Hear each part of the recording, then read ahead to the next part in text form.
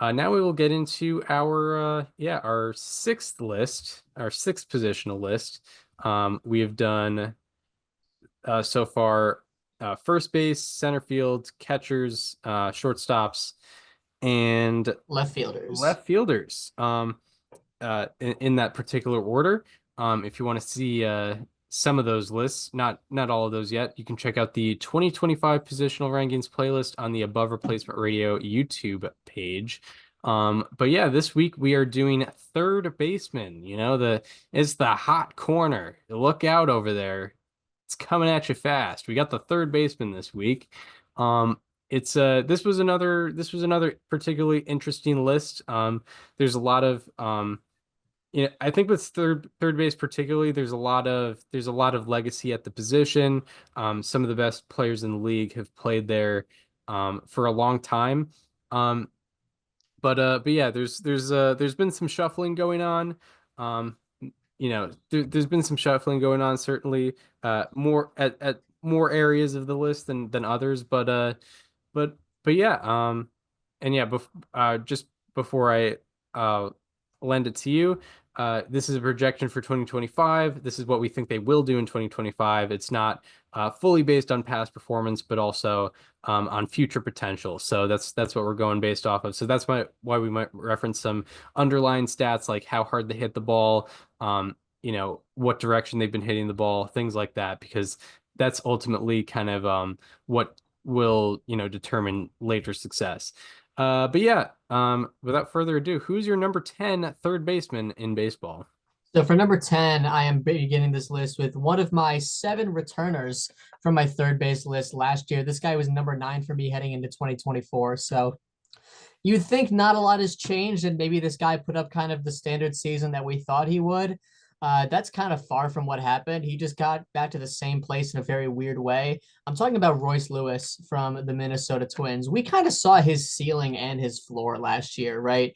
He homered in his first at bat on opening day, left that game with an injury, came back 2 months later, lit the world on fire for some time, looked like one of the best hitters in baseball. I believe I tweeted at full health he could be a top 15 player in the entire sport. And then he just went through a major slump for the last couple months of the season, as did kind of the rest of his team. Ended up with relatively league average numbers, but you wouldn't know it from the way that he got there at all. So that being said, he's still my number 10 third baseman. I think there's still lots of like with Royce Lewis. He pulls the ball a lot. He had a 34%, he had a 30% fly ball rate last year. He pulled a lot of his fly balls, which is something you'll hear me reference a lot when talking about players. Yeah, it is obviously a very weird concept of how he got there, but I still think there's a lot of things to admire. He swung at 40% of first pitches in 2024. So on an 0-0 count, first pitch, he swung 40% of the time, which was a 9% increase over 2023, which I found interesting. He was a lot more aggressive early in counts, specifically on the first pitch, and it kind of paid off for him. He had a 320 batting average, a 620 slugging, and a 2.3 run value per 100 on first pitches in 2024, which meant that per 100 first pitches on a rate basis, he was producing a little over 2 runs approximately for the Twins based on the results he was getting. So that was something that I found very interesting about Royce Lewis, kind of the jump in aggressiveness early in counts. It seemed to really pay off for him. I'd be very interested to see if that's something that continues into 2025 and if it's something that he continues to get good results on. But regardless, I'm keeping him on my list because I think the potential is so hard to ignore. But yeah, it was a very strange season for him last year. So he is staying on my list in my number 10 spot. Yeah. Examining Royce Lewis, it was so hard to evaluate I him. feel like I could put him number 3 next year. Yeah, right, exactly. It's just, yeah.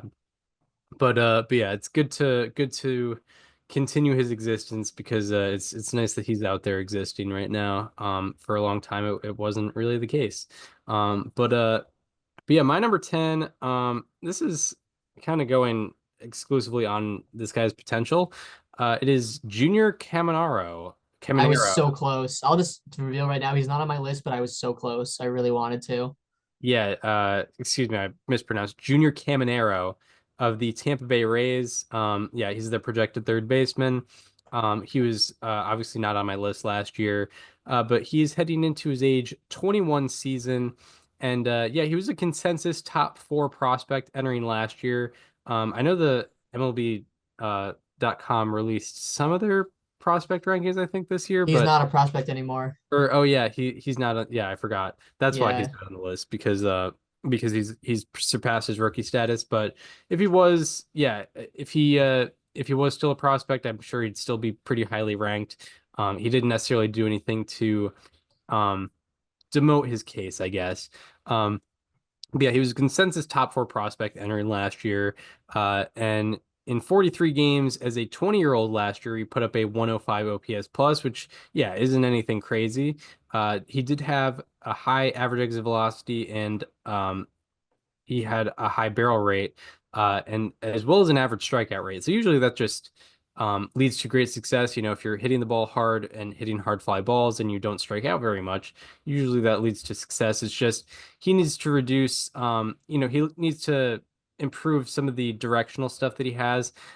He needs to reduce his pop-up rate and ground ball rates to be very productive. I think he had a 26% speed spot rate, which is very, very low. Um, so uh so yeah, I'm really just kind of putting him on this list exclusively based on his potential because I'm just optimistic about him like putting up a 105 OPS plus as a 20-year-old and being as highly regarded as he is. I'm pretty optimistic about what he can do and I think the Rays develop pretty well, so I think he can but considering he can really break out this year, I figure I put him on the list. But Very interested to see how well the ball travels or carries at George Steinbrenner Field in the summertime. true, true. Totally forgot about that. Yeah, because I Um, believe he came up with an 80 grade power tool. Yeah, yeah, yeah, and yeah, with the average exit velocity and the barrel rate, certainly shows that he's capable of hitting the ball hard and hitting the ball out of the ballpark. So yeah, Junior Caminero, he's my number 10. It'll be interesting to watch him this year, but yeah, he's at number 10. Who do you have at number 9? Yeah, at number nine, I have one of my three newcomers to this list, a guy that I didn't put last year. This guy also missed some of the season with injury in 2024, but I really liked what I saw out of him, both in the regular season when he was playing and also throughout the postseason. Talking about Max Muncy from the aforementioned Los Angeles Dodgers. This is a guy who has been on the Dodgers a while and is kind of forgotten as in some ways one of the premier hitters on the team.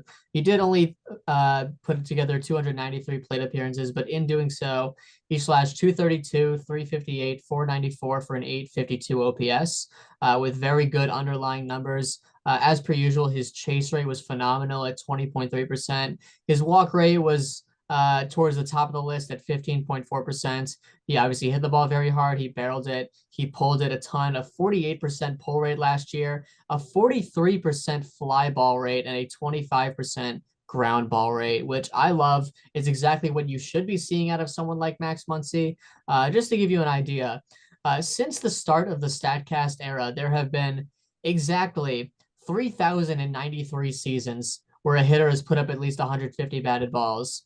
Only Mike Trout in 2022, I believe it was, put up a higher fly ball rate than Max Muncy last year. He ranks second on that list of 3,093 seasons since 2015, 43.4% fly ball rate, like I mentioned. Additionally, he had a 16.3% pulled fly ball rate last year. That was tied for second among the 343 hitters in 2024 to have at least 150 batted balls. So, I mean, when I talk about these kinds of things, Max Muncy is exactly the kind of guy I want to see something like that out of. He's a guy that's really maximizing his power by hitting the ball, in the correct spot, hitting it in the correct way, getting kind of the most out of what his potential is. And that's kind of how you see a guy like him hitting 232, right? Like when you think of guys like Max Muncy or Kyle Schwarber or Joey Gallo back in the day, you'd think of batting averages probably below 232. But if you can get it that high, and I know it's not very high, but if you can get it that high and do the things that Max Muncy does, you're looking at a very, very good hitter. He also played solid defense last year. He was average on the outs above average scale and looked good in the playoffs, made a few tough plays there for the Dodgers. If he can continue that, I think we pretty comfortably have a top 10 third baseman here. I'm putting him number 9 on my list because of the small sample size and because there were some extremes here that we'd never seen from him before. I don't know if that 43.4% fly ball rate stays the same over a full season, but to see it happen over 166 batted balls is meaningful enough for me. So I'm putting him on my list. Yeah, absolutely. Yeah, my number nine, it kind of feels weird putting him on here. He was not on my list last year. And I feel like he's gotten some criticism, but I think he really is starting to figure things out. I put Alec Boehm at my number nine, Ooh. of the Philadelphia Phillies. Um, yeah, he's heading into his age 28 season, and he ranked eighth among third basemen in F4 last year. What kind of encourages me about him is his general improvement, especially on defense. He's been gradually improving his defense according to both outs above average and defensive runs saved. I think he was at actually +5 outs above average last year. I don't know if that sustains itself, but it shows that he's not necessarily a negative on defense, or at least for the time being, um, which that used to be the case for him. He's also been gradually improving his strikeout rate, and he was 92nd percentile in strikeout rate in 2024. Also put up a 79th percentile expected WOBA and 70th percentile average exit velocity. Um, and yeah, he was still productive despite pulling only 16% of his fly balls last year. And I think he could really take the next steps with a higher pulled fly ball rate, and be even better. He had a 117 OPS plus last year, which was really good, and also +5 outs above average. So that was already productive, but if he can, pull more fly balls and get more fly balls out of the ballpark, he could be a very productive player. And along with that, he stays on the field. He's played 140 plus games each of the last 3 seasons. So I just kind of like the general reliability, at least with him, staying on the field. So yeah, I'm kind of I'm again I'm picking a little bit sort of based on his upside. I think there's still a little bit more to unlock with Alec Boehm. So I figure, this one I could really see going either direction. I could see me, flopping on my face with this one, or I could see him or I could see it paying off. So yeah, Alec Boehm, it's an interesting choice, but I have him at number nine. Who do you have at number eight? Yeah, I mean, I can tell you there's a lot of Phillies fans that'll disagree with you on that one. Yeah. Uh, yeah, at number 8, I have one of the classics. I mean, not a legacy pick, but I mean, classic in that you know exactly what I'm going to say. I'm talking about Isak Paredes now of the Houston Astros. I'll keep it brief because I think we all know exactly what the deal is with Isak Paredes. He's a guy that pulls the ball a lot. He hits a lot of fly balls and he doesn't exactly have the power, but when you do that enough, good things will happen, right? He's a guy where you have to look beyond the expected statistics to understand who he really is as a baseball player, because it doesn't take into account what part of the field you hit the ball at. 49.2% of his fly balls last year were pulled. That was the highest rate among the 101 hitters with at least 100 fly balls. And he's obviously now going to be playing in Houston, where the Crawford boxes will likely play very favorably to what he does.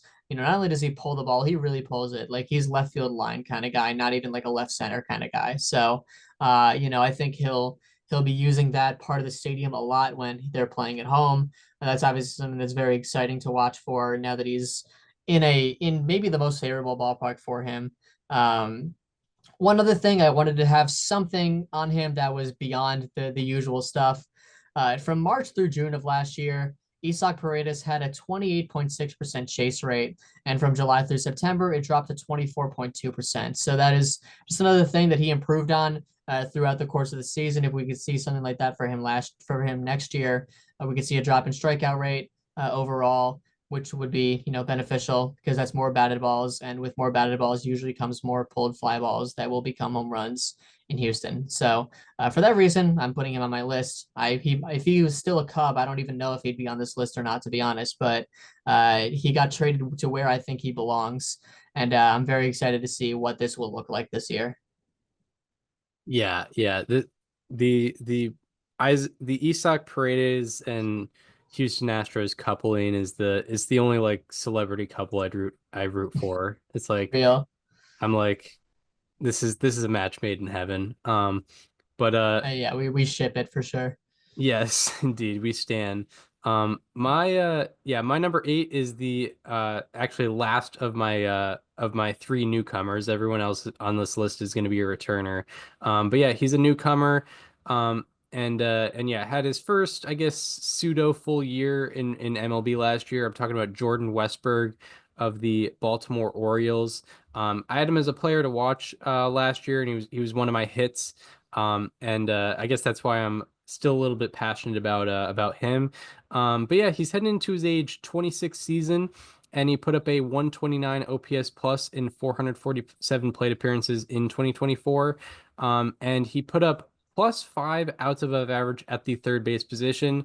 It's a little bit tricky with Jordan Westberg because if you go on his baseball savant page, it says he has -5 outs above average, but that's because he had like I think -8 at second base and then -2 at shortstop. But breaking it down, he was actually a very good defensive third baseman, but his overall outs above average was dragged down because of his play at second base and shortstop. Um, so yeah, I'm kind of going based off of what he did at third base. And also on the offensive front, out of 29 third basemen with 400 plus plate appearances, Jordan Westberg ranked fourth in weighted runs created plus and third in expected WOBA. So you know his expected numbers were certainly up there, and his actual numbers were also up there. You know, as exemplified with the 129 OPS plus. Um, and also, he was 80th percentile or higher in average exit velocity, sweet spot rate, and barrel rate, and was 88th percentile or higher in all expected categories. So yeah, I think we're kind of seeing the beginning with Jordan Westberg. I'm really pumped on what he did this past year, and I think he could be another great product of the Orioles player development. And yeah, that's why he earns my number eight spot in 2020 for 2025. Who do you have at number seven? Yeah, number seven. This is where I get into kind of the legacy picks here. Guy that's been a staple at third base for a while. Maybe going to a different team, maybe staying with his former team. I guess he is a free agent. Talking about Alex Bregman, of course, formerly maybe continuously with the Houston Astros. I believe the report is that the Astros have 6 years and $156 million on the table. But he is still a free agent as we speak. There has been a bit of an offensive decline, but I think all of the essential qualities of Alex Bregman are still there. He's still not striking out very much. His whiff rate is very good. His chase rate is very good. He's still playing stellar defense. He put up 6 outs above average at shortstop or at third base last year, rather. And he's still pulling the ball a decent amount. It was his lowest pull rate in a while, but 39 is still very good. Like I mentioned, the league average is quite less than that. He's still pulling his fly balls. He's still hitting a decent amount of fly balls, even if it did go down a bit last year. I'm still very optimistic that we can see a strong season out of him in the coming year. Obviously, it will depend largely on where he goes, but I think there's still good reason to believe in him. Despite this decline, he did post his career highest hard hit rate in 2024. He did also post his best barrel rate on fly balls since 2018. So when he was hitting fly balls, he was hitting them very hard. Maybe he wasn't always going to the right place, but I think that is some kind of encouragement that maybe the decline won't continue. We can continue to see, OPSs around the 800s with stellar defense. So I'm still very optimistic on Alex Bregman. Of course, there are a lot of underlying factors about his next season that we don't know, largely where he's going to be playing and how his new home ballpark, or maybe if he'll be staying in Houston, how it will fit him. But I'm keeping him on my list. He's my number seven, Right. and he last year he was my number four. Yep. My yeah. Now we get into before we get into my number seven, this is kind of where my list gets very close. Like my three through seven, I can speak for myself, was very interchangeable. I don't think my number three is really that much better than my number seven. And with that being said, I have a my pick at 7 is probably a little bit against the baseball consensus. I have Rafael Devers at number 7 Whoa, for the second year in a whoa. Yeah, I had him at number 7 last year as well. But yeah, he's heading into his age 28 season. He ranked third among third basemen in F4 last year, and he ranks fifth over the last 2 years. And yeah, I guess with Rafael Devers, like we've been talking about his potential and how he can have a breakout year for a while. And with him being 28 right now, I'm kind of sick of talking about that potential. Granted, yes, he's still a very productive hitter. A 132 OPS plus over the last 2 seasons. But yeah, he hasn't hit that elite tier yet, and I can't necessarily think that he will, because it's been kind of 3 years in a row we've been waiting on that. So until he gets there, I'm not gonna consider him along with that kind of elite tier. He's been about the same player each of the last 4 years. He's averaged 4.2 F4 per year, -7 outs above average, and a 132 OPS plus over those last 4 years.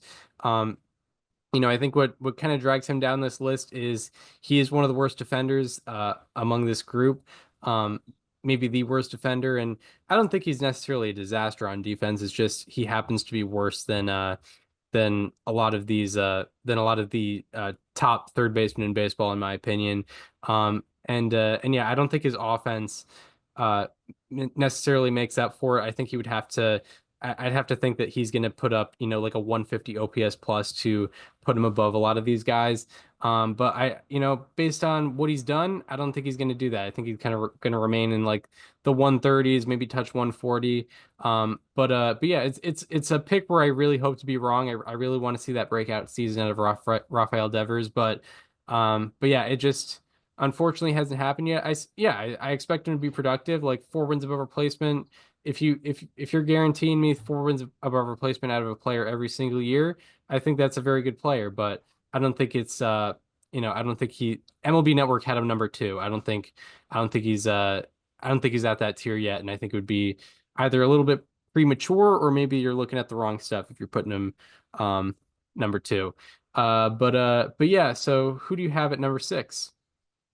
Number 6, this is where I start maybe going off the beaten path a little bit. I don't think this, or no, this guy was in MLB Network's top 10, I believe, but he was much lower than 6th. I'm talking about Eugenio Suarez, who I loved watching in the second half of last year. He was everything that I kind of enjoy out of guys like him, like I mentioned, very similar with what I mentioned with Muncy, but this time above average defense, a great sweet spot rate, 40% of batted balls in the sweet spot for him, an 11% barrel rate, and overall, the 788 OPS is a little misleading because he was not very good in the first couple months of the season, but he was one of the best hitters in the league as we went down the stretch of the season there, which was a lot of fun.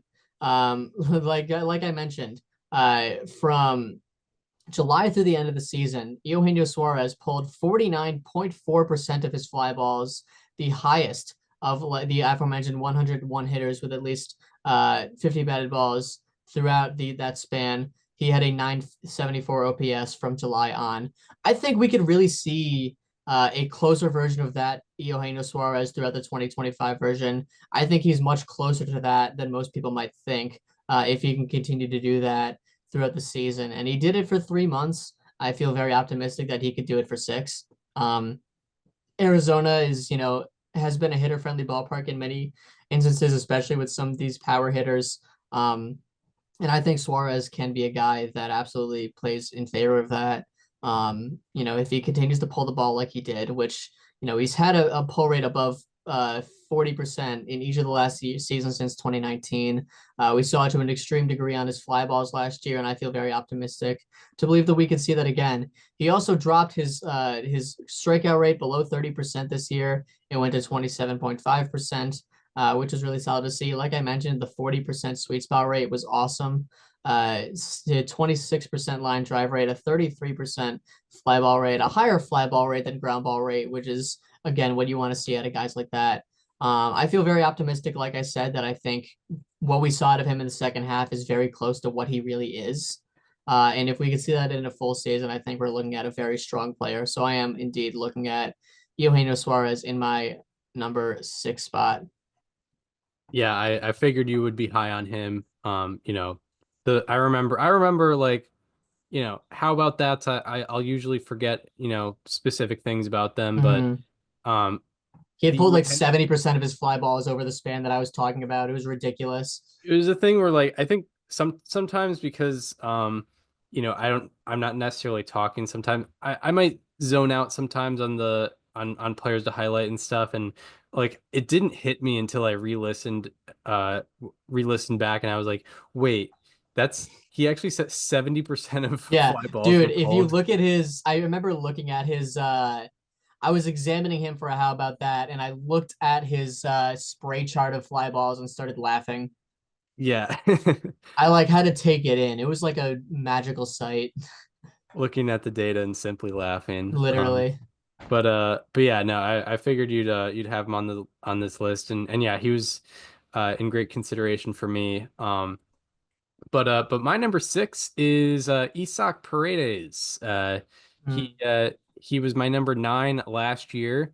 And I got a whole monologue on Isak Paredes, I'm not gonna lie, just because there's so much to dive into, yeah. and so much to kind of contextualize maybe his career and what his year was last year. But yeah, to in with the simple stuff, he's heading into his age 26 season. He's actually younger than I thought he was, but he came up in the league very young, and he's already been on, he's now on his third team, but don't let that fool you. He's a very good player.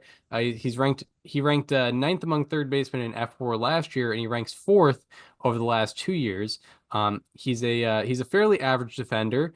But yeah, now onto the more complex stuff, and things that you probably referenced when you talked about him. Among 94 hitters with 750 plus batted balls over the last 2 years, Isak Paredes has the highest rate of batted balls being pulled fly balls. And among 85 hitters with 200 plus fly balls, he is the highest rate of fly balls being pulled. So yeah, out of 85, highest rate of fly balls being pulled. With the Rays in 2023 and 2024, he combined for a 134 weighted runs created plus. Then he got traded to the Cubs and put up an 86 weighted runs created plus. However, with the Cubs, his road weighted runs created plus was 159.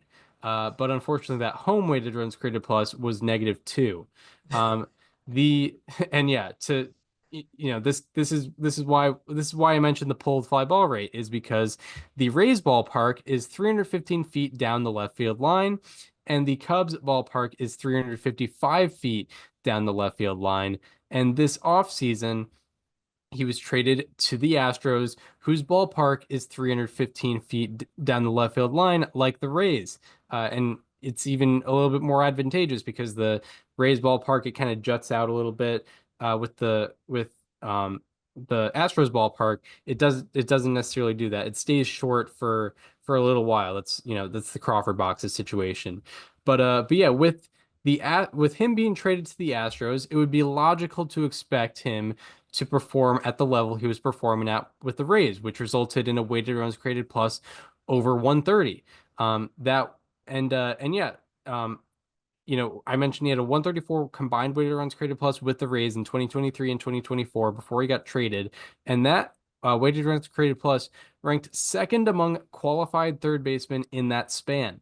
So yeah, like I think it might be consensus to have someone like Rafael Devers over Isak Paredes. But with me looking at Isak Paredes, and him now not being on the Cubs anymore, I see him getting back to that 134 weighted runs created plus level, and that's kind of where Rafael Devers is at right now. And Isak Paredes plays better defense, and he's younger, so that's why I put him above Rafael Devers, because I truly believe that he will get back to that level that he was at with the Rays, and it was a really good level. I mean, he hit 31 home runs in 2023. He was probably on a similar pace if he hadn't got traded. So in 2024. And then also I think the ball was deadened a little bit, so maybe that factored into him having a little bit less home runs. But yeah, no, I'm optimistic about what Paredes can bring to the table because we've already seen what he can bring to the table. He was just traded to the worst team possible.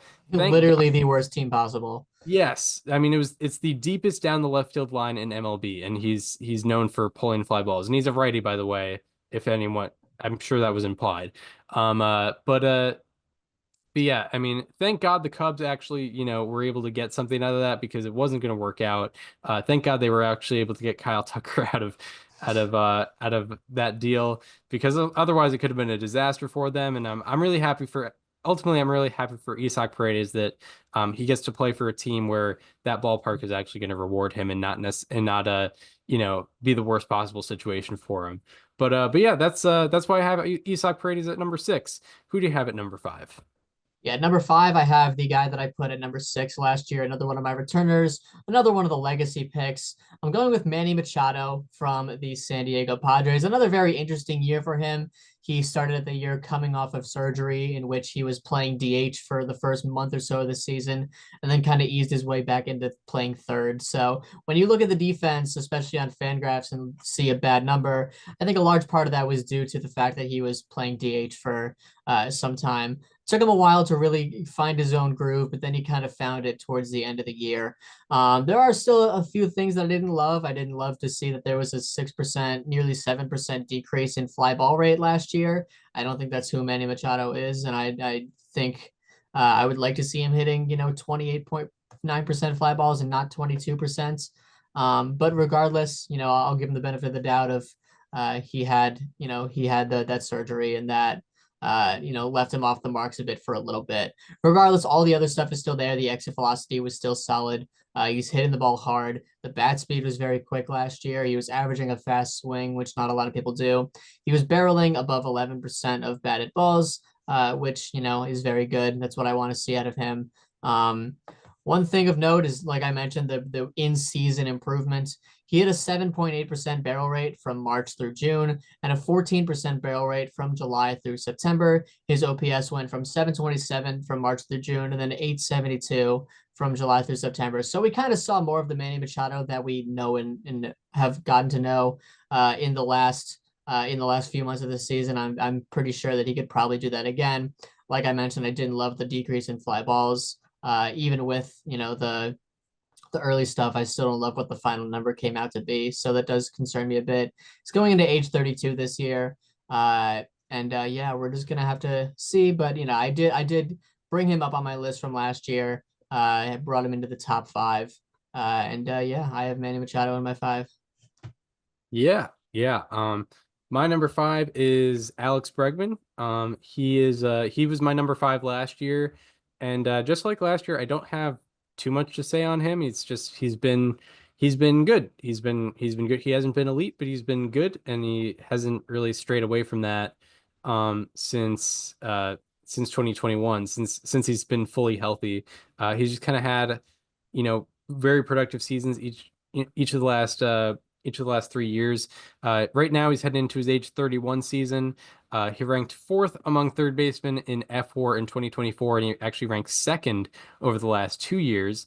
And yeah, he's averaging a 120 OPS plus and plus 4 outs above average over the last 2 years. I guess the one concern that may lie with him is in his plate discipline, and obviously his plate discipline was still actually very good. It's just it dropped off from how elite it usually was. Excuse me. And what I when I talk about that, I say I'm talking about his chase rate increasing 5 percentage points from 2023 to 2024, and also his walk rate, almost as a result of that, decreased 5.8 percentage points.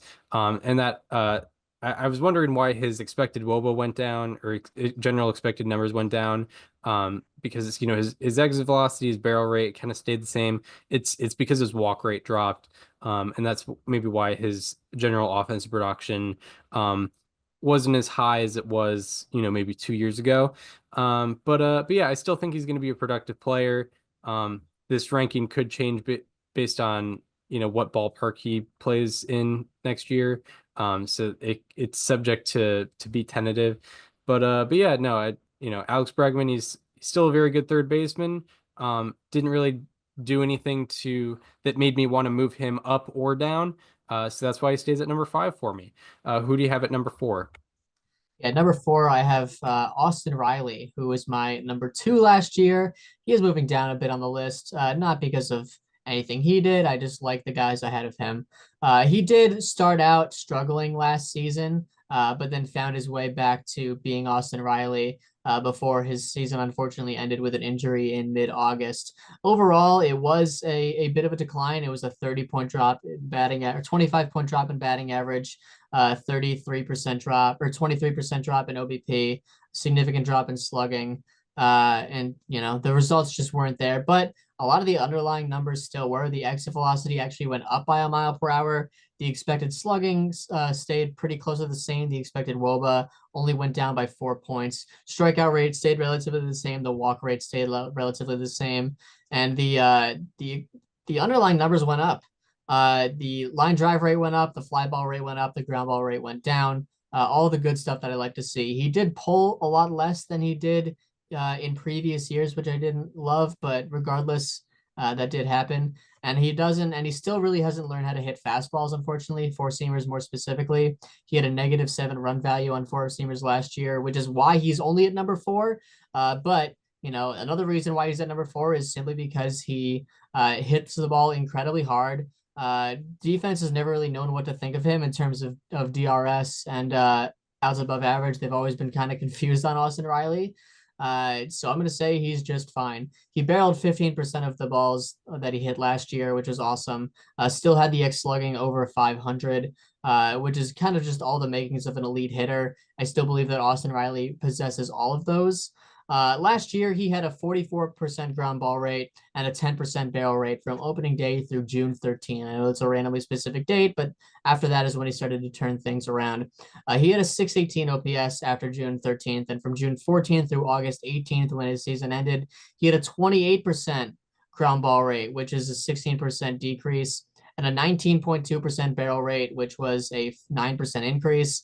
And his OPS over the last 2 months of his season was 942. So we got to see the Austin Riley, much like Manny Machado, the one that we have gotten to know in those last couple of months. And I'm pretty sure it can be back most certainly in 2025. He's remaining in my top five. I still believe he's one of the elite third basemen of the game, and he's going in my number four spot. Yeah, for sure, for sure. Um, yeah, my number 4 is Manny Machado, who, like Bregman, I have him at the exact same ranking that I had him last year. Manny Machado was my number 4 also last year. And yeah, with Manny Machado, he's heading into his age 32 season. So yeah, despite him playing for so long in the league, he's still, still has some years left to him. He ranked 7th in F4 among third basemen in 2024 and ranks 8th over the last 2 years. And as you kind of prefaced before, he had elbow surgery in the offseason heading into last year, and I think that really seemed to hold him back early on. I think he was still kind of recovering and working some things out. But ultimately, he put up a 904 OPS in his final 83 games, and he ranked top 25 among all position players in F4 in that 83 game span to close out the year.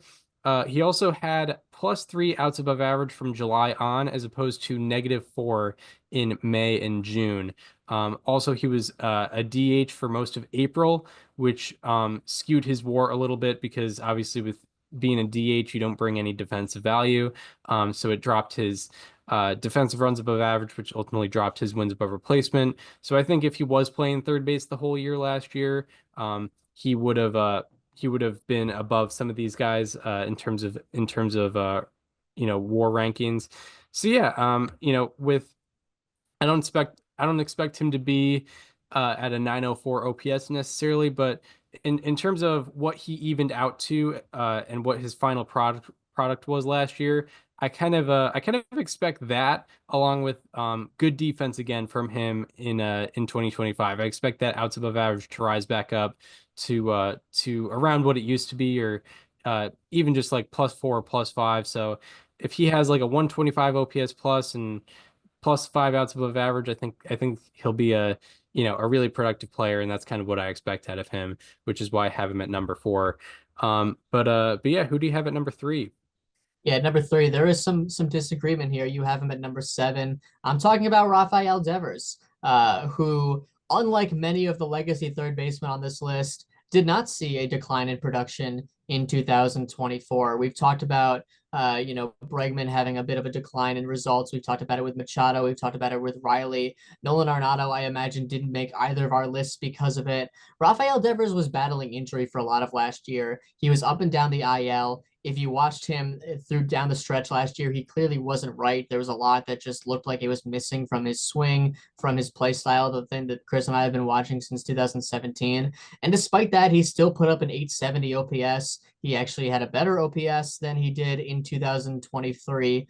And all the expected numbers were still there. Like I mentioned, the hard hit rate was up, the barrel rate was at 13%, the average exit velocity was over 93 miles per hour, the expected WOBA was above 360. I understand that with the defense, that the defense is what it is, and that's why he's not higher on this list for me.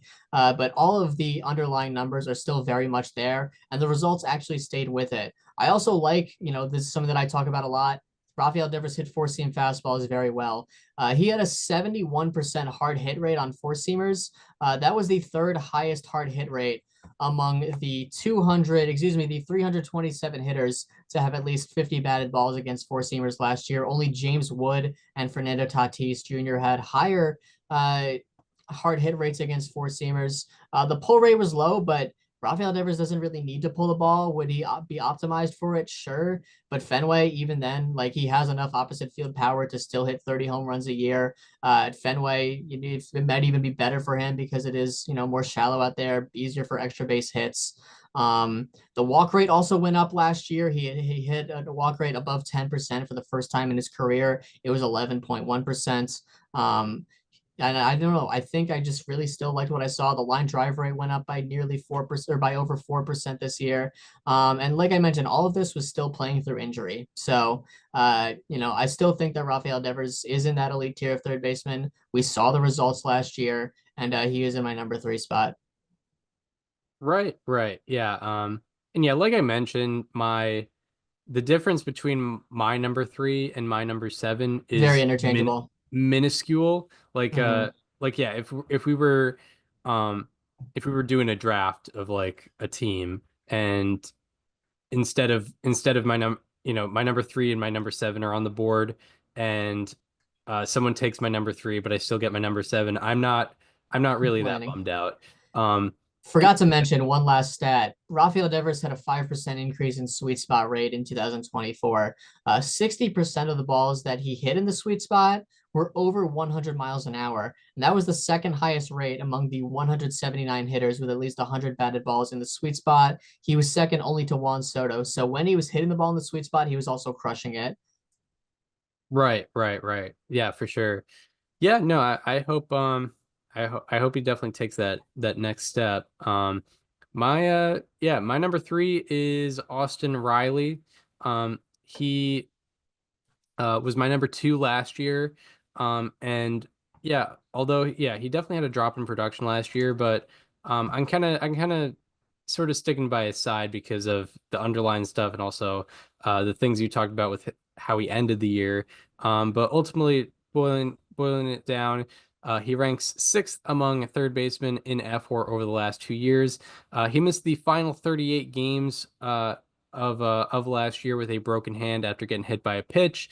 And he put up at least five F4 each of the 3 seasons before that. Um, so it shows that uh, you know, in full seasons, he's been a really, really productive player. Last year, his WOBA went down 25 points from 2023 to 2024, but his expected WOBA only went down 4 points, and his slugging went down 55 points, but his expected slugging only went down 11. So, to sum it up, he dropped in production, but he should not have really dropped much at all, based on his expected numbers. His pulled fly ball rate actually went up by zero point 0.1 percentage points, so it wasn't necessarily that. And his average exit velocity and barrel rate increased from 2023 to 2024. His issue, I guess, specifically was pulling barrels. Um, you know, he was having a tough time with that. But if he pulled only four more of his barrels, he'd be above his 2023 rate, and that was when he hit 37 home runs. So I think it's a very fixable thing, and I think it's kind of a small sample size to go off of, and not necessarily anything to put any concern over, but just kind of boiling it down, like you know, he in 2023, he put up a 130 OPS plus. He hit 37 home runs, and his average exit velocity and barrel rate actually got better from there. So that I'm very optimistic about. And then also he ended the year very well. He in his final 57 games put up a 942 OPS, which is very very good. And among third basemen, from in his final 57 games, he ranked third in FWAR. So yeah, I think yeah, I put him at number three just because I think last year was a little bit fluky, especially on the results side. I expect him to be a really, really good hitter, as well as someone who can play like 150 games and put up relatively average defense for his team. So yeah, I think I really see potential for him to get back to what he was in 2021, 2022, and 2023. And not only do I see potential for it, but I kind of expect it. So yeah, I have him at number three. Who do you have at number two? Yeah, number two, I have a guy that kind of resurged in 2024, put up the best season that we've seen from him in a very long time. I'm talking about Matt Chapman from the San Francisco Giants. The underlying numbers have always been there for him. We just haven't really seen the results come out in full. And I wouldn't say we saw them come out in full last year, but we definitely saw them come out a lot more than we have in the past. Matt Chapman had a 93 mile per hour average exit velocity last year. His bat speed was 76 miles per hour, 76 and a half, 97th percentile. The barrel rate was 12.6%. The hard hit rate was near 50%. There's a lot of things that he always did well, just didn't really see the full fruits of. We finally got to see it to a much closer degree. A 463 slugging percentage in 2024, an OPS near 800. Not only that, but we really got to see the peak of his defense come back. We saw 11 outs above average and I believe 15 defensive runs above average. Very much what were used to seeing with Matt Chapman back through his A's days. We saw maybe it's just a Bay Area thing. Maybe he just only knows how to play defense when he's not in Canada. Um, but it was an awesome season for him last year, giving him a well-deserved extension after a weird free agency. He's an elite fielder and still has and always has been. He had a very good base running year last year as well. The sprint speed's still very good, and he's making good base running decisions.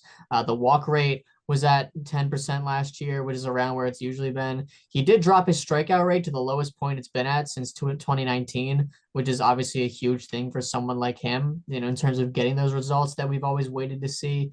And he's still hitting the ball very hard. There's just so much that he did very well last year. That was awesome. He put up his second qualifying season with an average exit velocity and outs above average, both in the 95th percentile or higher. And he is the only player since 2016, when outs above average became a stat, to have done that multiple times. He did it in 2020, 2019, I believe. It was either 2019 or 21. And he did it again in 2024, only player to do so in multiple different seasons. Yeah, Matt Chapman certainly broke out again last year, and yeah, I mean he was rewarded. He got a 6 year deal with the Giants. I think in the middle of the season, which was pretty cool. But yeah, Matt Chapman also gets my number two spot. He was my number eight third baseman last year, and certainly rises up the list. He is heading into his age 32 season. He ranked second among third basemen in F4 last year, and he ranks third over the last 2 years. And he put up a 3 year high in outs above average and tied for the league lead among third basemen in outs above average last year. And he also put up 5 year highs in batting average, OPS plus, and home runs, and a 5 year low in strikeout rate. So just really improved just about every aspect of his game to a great degree. He was 70th percentile or higher in walk rate, chase rate, expected WOBA, and expected slugging, and was 85th percentile or higher in barrel rate, average exit velocity, and bat speed. Also, interestingly enough, and I don't know how much to rely on it for this year, but his sprint speed has increased each of the last 3 years. And he's very fast, which I didn't, for some reason I wasn't expecting, and maybe I don't watch him closely enough, but he's a pretty fast player, and he ended up stealing a career high 15 stolen bases on just 17 attempts in 2024. Now I would be surprised if he stayed at that level, but um, at that level of base running. And I would generally be surprised if he stayed at his 2024 level. Like he put up 5.5 F4. Um, and uh I think maybe maybe where he'll balance out is a little bit below that, but he was still significantly above all, he played significantly above all but one third baseman in baseball last year, and he was pretty productive before that as well. So he earns the number 2 spot for 2025 because yeah, I just think he was pretty above and beyond last year. And it wasn't necessarily completely out of nowhere. He was still pretty productive in like 2023 and 2022. But yeah, now on to the number 1 third baseman in baseball. And I'm gonna let you take the floor on it. You let me take the floor. All right. This Okay. is your moment. Yeah, yeah. I can't. What you want me to talk about this guy? No, that's that. Yeah, I'm Come really on. banking on a bounce back year from Key Brian Hayes. Yeah, Yeah, but yeah, no, the number 1 third baseman in baseball. Let's stop joking around. This is serious business because Jose Ramirez once again is the best third baseman in baseball heading into 2025. Um, so yeah, just with the basic stuff, he's heading into his age of 32 season. He led third baseman in F4 last year, and he leads over the last 2 years.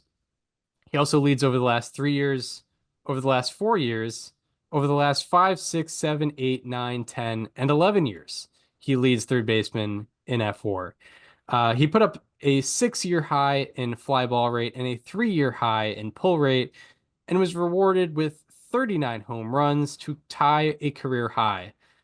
Also, he also stole a career high 41 stolen bases while putting up a 65% extra base taken rate. And he put up +3 outs above average on defense and has put up at least 3 outs above average in every non-COVID season since the stats started being tracked in 2016. So, just like last year and many years before, there are no better third basemen than Jose Ramirez. excellent. I'll add a couple things. He's obviously my number one third baseman as well. Since 2017, Jose Ramirez has pulled 48.3% of his total batted balls, and that is tied for the highest among the 255 hitters with at least 1,250 batted balls in that span. He has also pulled 39.4% of his fly balls. That is the highest of the 173 hitters with at least 400 fly balls since 2017.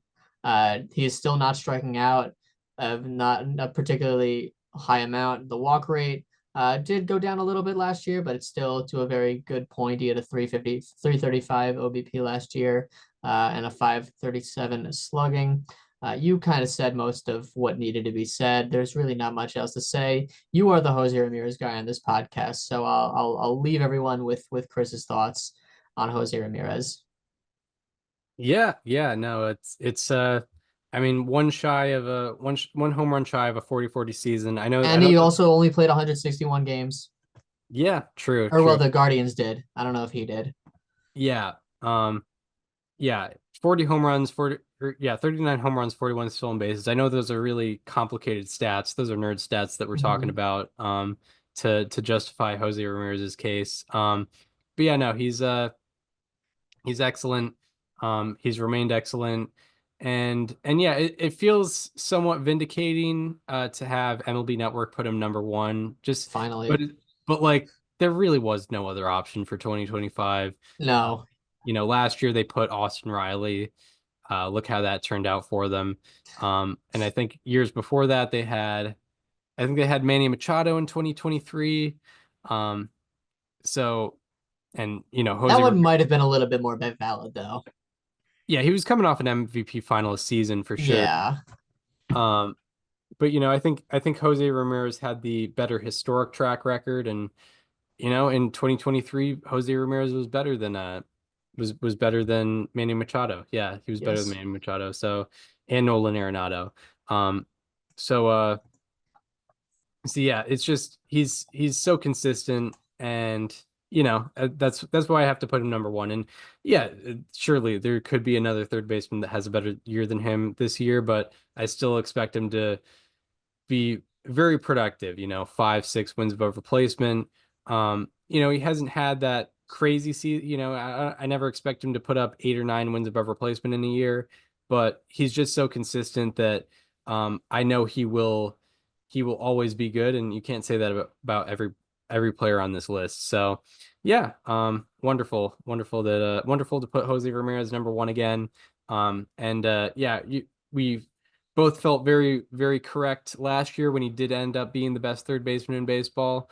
Um, when a lot of people were putting Austin Riley above him. So yeah, good to see him get the recognition. But yeah, want to review your 10 through 1 at third base.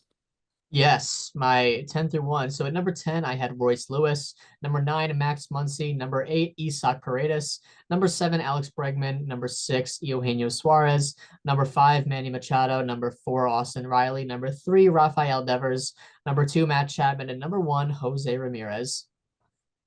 At my number 10, I had Junior Caminero. At number 9, I had Alec Boehm. At number 8, I had Jordan Westberg. Number 7, Rafael Devers. Number 6, Isak Paredes. Number 5, Alex Bregman. Number 4, Manny Machado. Number 3, uh, Austin Riley. Number 2, Matt Chapman. And number 1, Jose Ramirez. I thought that me not putting Arenado was going to be like a hot take. I'm glad you're with me on that one. Yeah, I definitely considered him, but He was my number 11. yeah, he was there. Yeah, he was in consideration, just the same way. Yeah, what I'll say, the same way my 3 through 7 was really interchangeable. My 9 through like 15, I really like. I was kind of jumbled between a lot of guys. Like, I had like Max Muncy was, I think, the first guy I had off the list. He I was really considering him for a spot on this list. Nolan Arenado as well, just because he's been an average offensive player and a very good defender.